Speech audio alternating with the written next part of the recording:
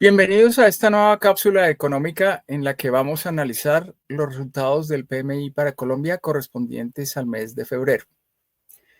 Iniciamos entonces, como es costumbre, con el panorama internacional, donde vamos a ver los resultados del PMI global para el mes de enero, así como el Chicago Fed National Activity Index, que es un indicador que hemos traído acá en el pasado y que refleja la actividad económica en los Estados Unidos. Seguimos analizando el tema de la confianza, los indicadores de Michigan y del Conference Board para el mes de febrero, en los que vamos a analizar una caída bastante fuerte en la confianza. Vamos a analizar qué viene sucediendo con el tema de los precios del petróleo.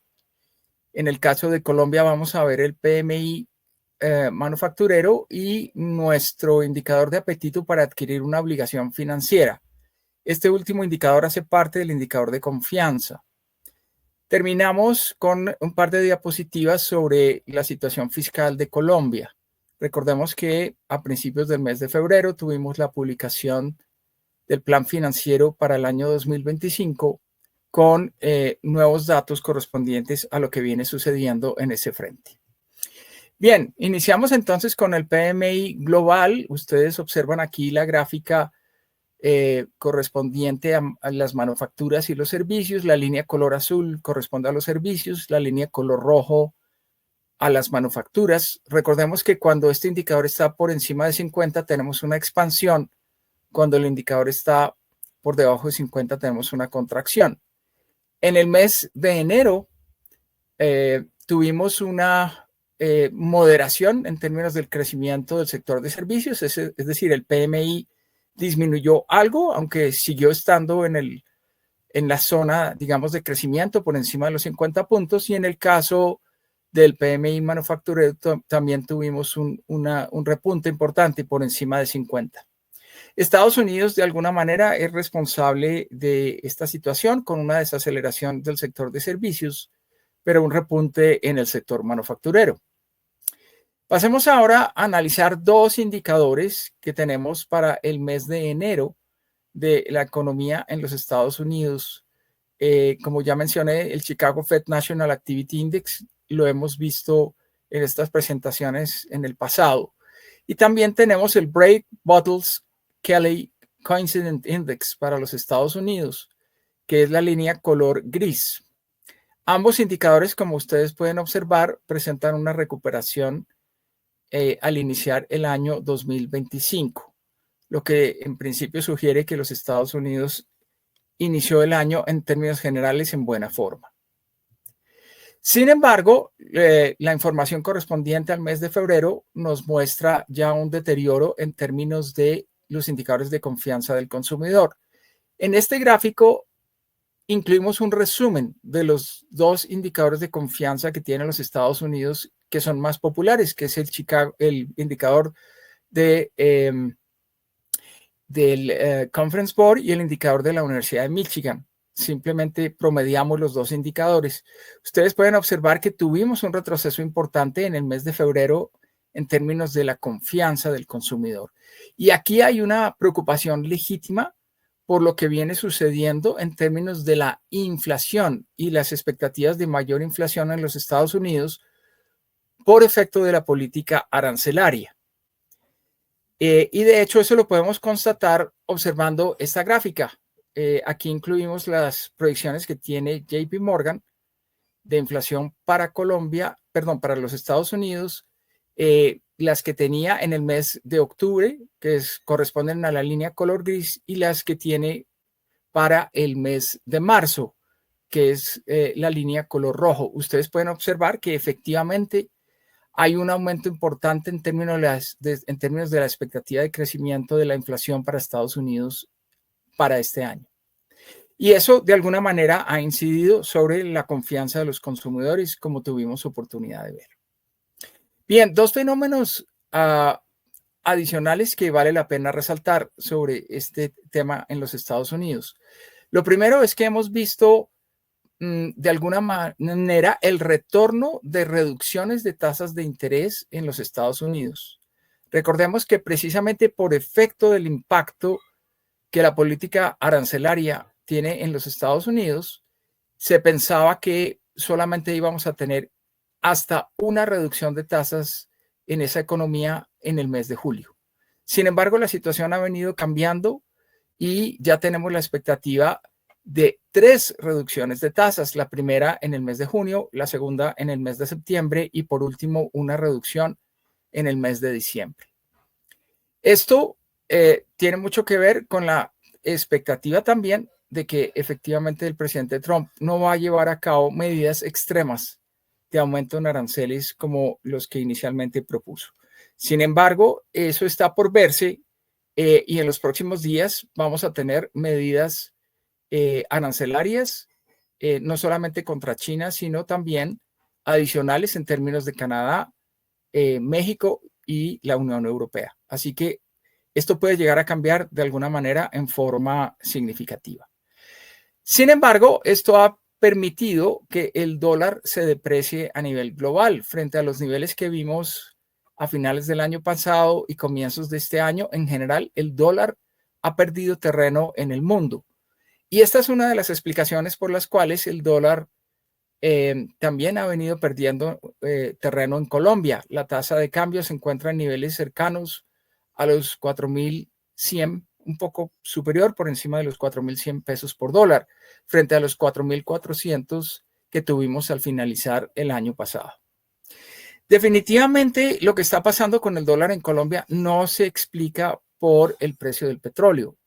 Por el contrario, este es un factor que ha venido jugando en contra o que ha debido jugar en contra de la apreciación del peso colombiano. Hemos visto una caída significativa en lo corrido de este año en la cotización del petróleo a nivel global. La última información disponible sugiere que este precio está en $71.4 por barril. Y esto ha sido efecto de varias cosas. Uno, el temor por una desaceleración económica en China por efecto precisamente de la política arancelaria, pero también tenemos la expectativa que tiene el mercado ratificada por estos días de que a partir del mes de abril la OPEP va a tener un reacomodo en sus cuotas de producción, aumentando aquellas correspondientes a países como Arabia Saudita, lo que significaría mayor flujo de petróleo disponible en el mundo y por lo tanto los precios han venido reaccionando a la baja. Bien, esto es todo lo relativo a la parte internacional. Pasemos ahora a Colombia. ¿Cómo le fue a la manufactura en el mes de febrero? Y aquí las noticias en general no son muy buenas. Tuvimos una caída importante en los pedidos y en la producción. De hecho, es una de las más fuertes caídas que vemos en los pedidos en los últimos 12 meses. Eso hace que el indicador haya caído de los 53.8 que vimos en el mes de enero a el 49 que vimos en el mes de febrero.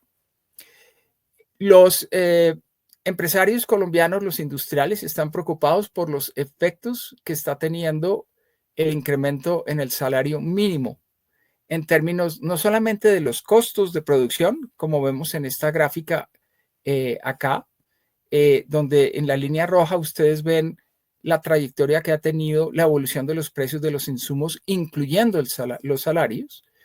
Ustedes ven una tendencia ascendente, sino también por el efecto que eso tiene sobre una caída en la demanda por parte de algunos empresarios y algunos consumidores en Colombia.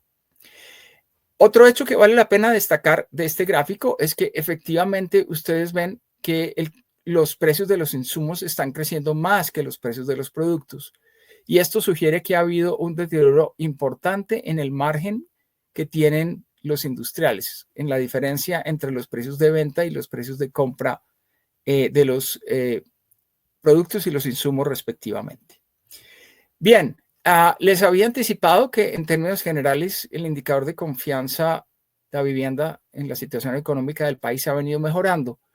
En esta oportunidad les traje la evolución que ha tenido el apetito por adquirir una obligación financiera. Y aquí vemos un indicador de 28.8. Este es realmente una cifra récord para este indicador desde su existencia en septiembre del 2016. y muestra cómo la confianza del consumidor ha venido mejorando a raíz de la reducción de las tasas de interés. De alguna manera también podemos observarlo en términos de este indicador de apetito por adquirir una obligación financiera. Muy bien, terminamos esta presentación hablando sobre la situación fiscal de Colombia. Naturalmente, a raíz de la pandemia, el déficit fiscal del gobierno nacional se incrementó en una forma significativa a niveles que nunca habíamos visto en la historia de nuestro país. Eso ocurrió en el año 2020 y recordemos que en 2021 y 2022 hubo dificultades en reducir ese déficit fiscal en Colombia. Un hecho importante se obtuvo en 2023 con una caída del déficit al 4.3%, que señalaba promisoriamente una buena tendencia en términos del recaudo frente al gasto del gobierno nacional. Recordemos que en 2023 se sintió el efecto acumulado de dos reformas tributarias, la de José Antonio Campo en 2022 más la reforma tributaria que implementó el ministro José Manuel Restrepo en el año 2021, que aumentó los impuestos para las empresas. Sin embargo, el resultado final para el año 2024 sigue siendo muy preocupante. Se revierte la tendencia a la corrección del déficit. Obtenemos un nivel del menos 6.8%, que vuelve a situarnos en una situación bastante cercana a la que teníamos más bien en el año 2021. En forma paralela, obviamente en el gráfico de la derecha, ustedes pueden ver cómo la deuda pública colombiana aumentó del 53.8% al 60% del PIB. Y que la expectativa que se tiene para este año es que el déficit sea de 5.1% con una deuda como proporción del PIB que aumenta ligeramente al 60.6% del PIB. Eso quiere decir que estamos cada vez más lejos de la meta objetivo de deuda como proporción del PIB implícita en la regla fiscal, que es del 55%, y que el país es más vulnerable a los eventos que pueden aumentar el gasto público y que tendremos que pagar una prima de riesgo mayor en la medida en que somos un país más riesgoso. La tasa de interés que se cobra a Colombia en los mercados internacionales debería subir por aumento precisamente de esa prima de riesgo. Adicionalmente, podemos mencionar que el gobierno central estuvo muy rezagado en términos de sus pagos al finalizar el año anterior. Ustedes pueden ver en esta gráfica cómo el rezago presupuestal, es decir, lo que dejó de pagarse el año anterior, pero que correspondía a gastos de ese año, muchos de ellos fueron ya servicios que prestaron algunos proveedores del Estado y a los cuales no se les ha pagado, representó cerca de 55.5 billones de pesos. Colombia nunca había tenido una situación de esta naturaleza. Y esto complica mucho más la situación de cumplimiento del déficit fiscal en 2025, porque esos gastos que no se hicieron o no se pagaron el año pasado deberán pagarse en este año, aumentando la presión sobre las finanzas públicas. Bien, esto ha sido todo por hoy. Muchas gracias por su atención. Espero que nos encontremos a comienzos del mes de abril repasando la situación mundial y de Colombia en sus principales aspectos. Muchas gracias.